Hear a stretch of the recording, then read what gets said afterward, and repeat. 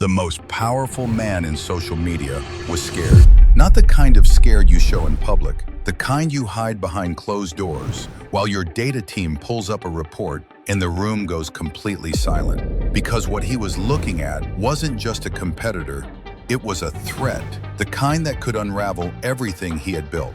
So he made a move so aggressive, so unexpected, so far outside what anyone expected that Wall Street genuinely lost their minds, that his own board sat in a room and questioned his judgment, that the entire tech world stopped and asked, has he completely lost it? And the crazy part, he didn't care what any of them thought, not even slightly. Because he wasn't protecting his reputation, he was protecting his empire. But here's what nobody knew at the time. The move wasn't impulsive, it wasn't emotional, it was calculated, built on a secret his own team had uncovered just weeks before that made this the only logical option left on the table. And when you find out what that secret was, you'll realize this was never really about the money. We need to go back. Hi, I'm Eric. And if you think that's intense, it's just a glimpse of what's coming next. This channel breaks down the real, true, high-stakes money moments that changed everything. The one day, the one moment that rewrote it all. And this is just the beginning. Subscribe. Some of what's coming seems impossible to believe. I'll see you inside. By 2012, Facebook was untouchable.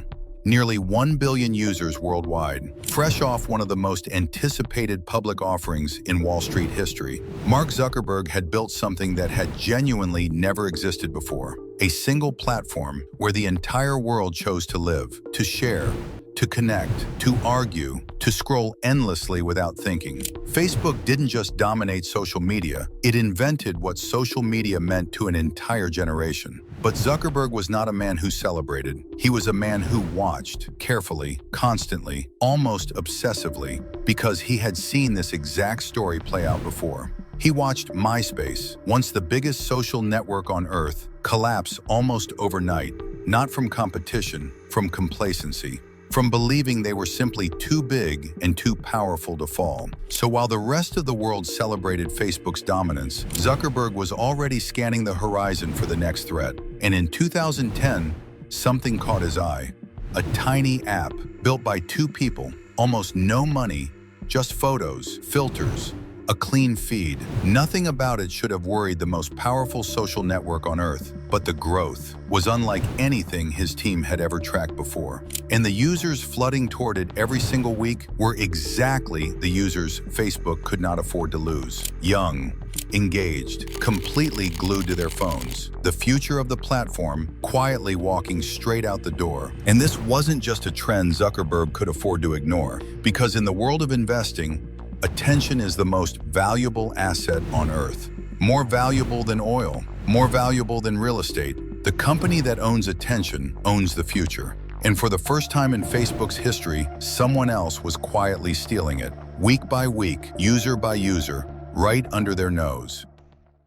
Facebook's internal data team ran the numbers, and what they found was deeply uncomfortable. This tiny app, Instagram, with barely any staff and zero revenue, was growing at a rate that made no sense. 30 million users in just 18 months, with 13 employees. 13 people building something 30 million users couldn't stop using. And every single week, the numbers kept climbing higher. Facebook told themselves it was a trend, a novelty, a phase that would burn out. So they did what any rational giant would do, tried to build their own version, quietly, internally, a dedicated team assigned to copying the concept from scratch. It failed, completely and embarrassingly, because you can't outsimple a simple product when your entire company is built on complexity. Think about what that actually meant. The most sophisticated engineering team on Earth, billions of dollars in resources, thousands of developers, the most advanced technology infrastructure ever built, beaten by 13 people working out of a tiny office with almost no money. The embarrassment inside Facebook headquarters was unlike anything anyone there had ever experienced. Because this wasn't just a product failure, this was a signal, a warning that something fundamental had shifted in the way people wanted to consume the world. Facebook was built for connection, for relationships, for words and links and sharing. But the world was moving towards something simpler, something more visual, more immediate, more addictive. And no matter how many engineers Facebook threw at the problem, they couldn't engineer their way back to simple. Because simple isn't a feature, it's a feeling. And Instagram had it, Facebook didn't. And everyone inside those walls knew it. And while Facebook was busy failing to copy it, Instagram kept growing, faster than ever before. Then came the internal report that changed absolutely everything. The data showed something that made the entire room go quiet. If this app continued on its current path and a larger, better-funded player got behind it, Facebook wasn't just looking at competition, it was looking at extinction. There was only one move left on the board, and it all came down to one day. This was the day everything changed. April 2012. Zuckerberg didn't go through lawyers or bankers. No formal process, no back and forth. He called Kevin Systrom, the founder of Instagram, directly, invited him to dinner at his house, sat down across the table from him, and made his offer.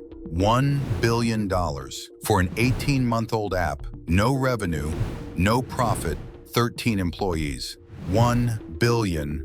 Systrom was stunned, but he wasn't the only one circling Instagram. Twitter wanted it badly too, and Zuckerberg knew it, which is exactly why he moved so fast and so decisively. So he gave Systrom a hard ultimatum. Take the deal tonight or it's gone forever. No due diligence, no waiting, no second chances. Decide right now. Systrom said yes. The deal was done before the night was over. And on that day, the entire social media landscape shifted forever. Wall Street called it reckless. Shareholders were furious. The press called it the most overpaid acquisition in Silicon Valley history. But Zuckerberg wasn't buying Instagram because he loved it.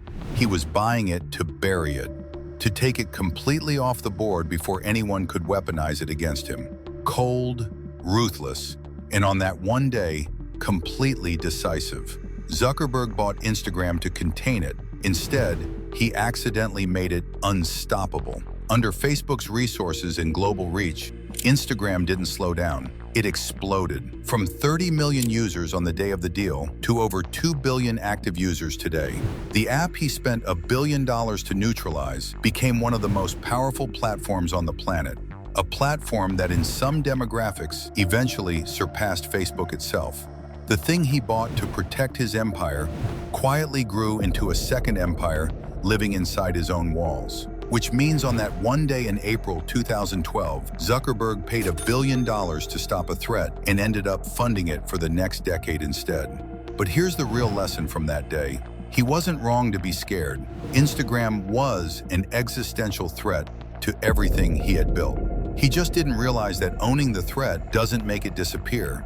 It just moves it inside your own house. One day, one phone call, $1 billion, and nothing in social media was ever the same. If you thought that was crazy, wait until you hear about the day Apple was literally 90 days from shutting down forever, and the one phone call that saved everything. Check it out here.